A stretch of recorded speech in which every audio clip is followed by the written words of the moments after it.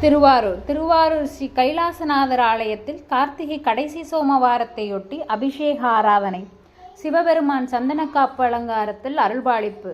திருவாரூரில் உள்ள சிவபெருமான் அருள்பாலிக்கும் முக்கிய ஸ்தலங்களில் ஒன்றான ஸ்ரீ கைலாசநாதர் ஆலயத்தில் கார்த்திகை மாத கடைசி சோமவாரத்தையொட்டி சிவபெருமான் சந்தனக்காப்பு அலங்காரத்தில் பக்தர்களுக்கு அருள்பாலித்தார். கார்த்திகை சோமவாரம் என்பது சிவபெருமானுக்கு உகந்த நாளாக கொண்டாடப்படுகிறது. இதன்படி கார்த்திகை மாதத்தின் கடைசி சோமவாரத்தையொட்டி திருவாரூரில் மேற்கு நோக்கி அருள்பாலிக்கும் ஸ்ரீ கைலாசநாதர் ஆலயத்தில் சிவபெருமானுக்கு மஞ்சள், பால், தயிர், பஞ்சாமிர்தம், சந்தனம் முதலான வாசனை திரவிய நறுமண பொருட்களை கொண்டு மகா அபிஷேகம் நடைபெற்றது.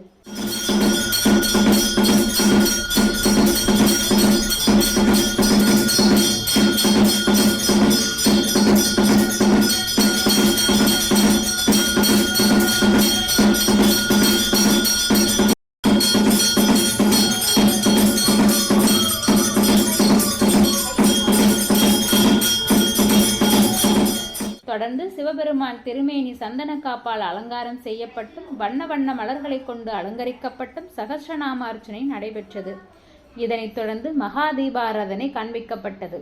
இதில் திரளான பக்தர்கள் கலந்து கொண்டு சிவாய நம சிவாய நம என பக்தி கோஷங்கள் எழுப்பி ஸ்ரீ கைலாசநாதரை மனமுருக வழிபட்டனர்.